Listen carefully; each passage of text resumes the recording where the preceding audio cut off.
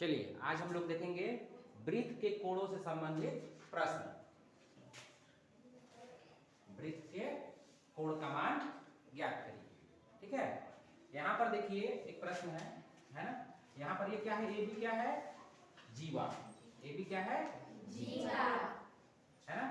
आप लोगों को याद होगा जब मैं पढ़ाया था तो यहाँ पर देखिए कि ए बी के द्वारा दो कोण बन रहे हैं। ए बी के द्वारा दो कोण है ना। एक कोण कौन सा बन रहा है, सी, और दूसरा कोण कौन सा बन रहा है, डी, है ना। तो यहाँ पर हम लोगों ने पढ़ा था, आप लोगों को याद होगा कि कोण किसे कहते हैं, तो दो रेखाओं के बीच झुकाव या फैलाव को हम क्या कहते हैं, कोण कहते हैं। अगर झुकाव या फैलाव बराबर है तो कोणों का मान भी क्या होगा, बराबर होगा। अगर इन दो रेखाओं के बीच का फैलाव अगर हम देखें, यहाँ से यहाँ तक 10 अगर सेंटीमीटर है तो इस कोण के लिए भी, डी के लिए भी यहाँ से यहाँ तक का फैलाव कितना है, 10 ही है, ज्यादा है नहीं, है ना। तो इसका मतलब ये होगा ये दोनों कोणों का मान क्या होगा, बराबर होगा। यानी कि कोण सी बराबर कितना होगा, 45 डिग्री होगा। ठीक है, चलिए आगे देखते हैं। यहाँ पर देखिए, यहाँ पर भी क्या है, एक जीवा है, इसका नाम हम दे देते हैं ए बी सी। 3 बिंदु है ना वृत्त पर। ठीक है, यहाँ पर आप देखिए ए बी के द्वारा केंद्र पर एक कोण बन रहा है ना जी, सेंटर पर, और एक कोण कहाँ बन रहा है, परिधि पर, है ना। तो मैं आप लोगों को बताया था, याद होगा कि जब हम क्या करते हैं कि एक व्यास लेते हैं, क्या लेते हैं, व्यास, जो केंद्र से होकर जाती है। कहां से होकर जाती है, केंद्र से होकर जाती है। दो त्रिज्याओं को जब हम मिलाते हैं, है ना, तो क्या मिलता है, व्यास। ठीक है, इस व्यास के द्वारा सेंटर पर कितना डिग्री कोण बनता है, केंद्र पर कितना बनता है, 180 डिग्री। पढ़े थे ना जी। ठीक है, हमने झंडा भी देखा हुआ है, उसमें कितना डिग्री कोण बनता है, एक सीधी रेखा 180 डिग्री का बनता है ना। और इस 180 डिग्री कोण के द्वारा जब हम ऊपर परिधि पर कोणीय कोण बनाते हैं तो कितना डिग्री का मिला था, 90 डिग्री का। कितना का मिला था, 90 डिग्री का, है ना। यानी इन दोनों में क्या रिलेशन हुआ, इन दोनों में हम लोगों ने यह संबंध निकाला था कि अगर किसी जीवा या व्यास के द्वारा, है ना, सेंटर पर जो कोण बनेगा वो इसका दोगुना होगा, 90 का दोगुना, और ये 90 क्या होगा, 180 का आधा।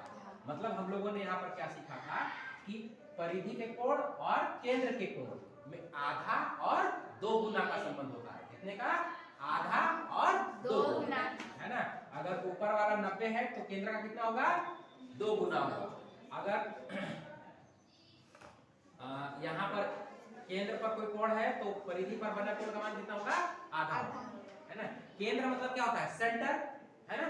और जो सेंटर में बनेगा वो कैसा कोण बनेगा, बड़ा कोण बनेगा, और परिधि पर छोटा, है ना। यानी यहाँ पर आधा और यहाँ पर 2 गुना। तो आप लोग फिर से रिमाइंड कर लीजिए कि केंद्र पर क्या बनेगा, 2 गुना, और परिधि पर आधा, 2 गुना और आधा, 2 गुना और आधा, 2 गुना और आधा, मतलब 2 गुना और आधा का संबंध होता है। ठीक है, तो यहाँ पर 60 डिग्री है तो यहाँ पर कितना बनेगा, बड़ा बनेगा, यानी कि 2 गुना। सेंटर पर कितना बनेगा, 2 गुना। 60 का 2 गुना कितना हो गया, 120 डिग्री। ये हो गया आंसर। ठीक है, चुटकियों में हम बना सकते हैं। अगला प्रश्न, यहाँ पर देखिए, यहाँ पर एक जीवा है एसी, है ना। इसके द्वारा ऊपर कितना डिग्री कोण बन रहा है, ऊपर परिधि पर 70 डिग्री। नीचे वाले कोण का मान हमें पता करना है ना। यहीं पर हम लोगों ने सीखा था कि ऊपर यहाँ पर 180 का बना ना सेंटर पे, तो ऊपर कितने का बना, 90 का बना। वैसे ही अगर हम नीचे की तरफ बनाएं तो कितना बनेगा, यहाँ भी 90 डिग्री। वही सेम कंडीशन, है ना। परिधि पर आधा और केंद्र पर 2 गुना, मतलब 2 गुना और आधा, 2 गुना और आधा का रिलेशन। कितना का रिलेशन, 2 गुना और आधा, 2 गुना और आधा। और इन दोनों को जोड़े थे तो कितना मिला था, 90 90 180 मिला था ना। यानी कि परिधि पर बने हुए कोणों का जोड़ कितना होता है, 180 डिग्री। यानी इन दोनों कोणों का जोड़ेंगे हम, दोनों कोणों को जोड़ेंगे हम तो कितना डिग्री मिलेगा, 180 डिग्री, है ना। यानी यहाँ पर हो जाएगा क्या, 70, और इसका कोण का मान नहीं मालूम है तो आप x मान सकते हो, है ना। ठीक है, 70 और x को जोड़ेंगे तो कितना आएगा, 180 डिग्री, है ना। अब इसको बना लेंगे हम समीकरण, 70 धन x बराबर 180। 180 की तरफ ये हो जाएगा 110 कितना डिग्री 110 डिग्री। ठीक है। चलिए आगे जाते हैं। यहाँ पर देखिए क्या है, ये केंद्र से होकर जाने वाली रेखा है ना, जी। तो क्या है ये व्यास है। क्या है व्यास। और व्यास यहाँ पर केंद्र पर कितना डिग्री कोण बनाती है 180 डिग्री। है ना। बिना कहे हमको समझ जाना है ना। सीधी रेखा मतलब 180 डिग्री।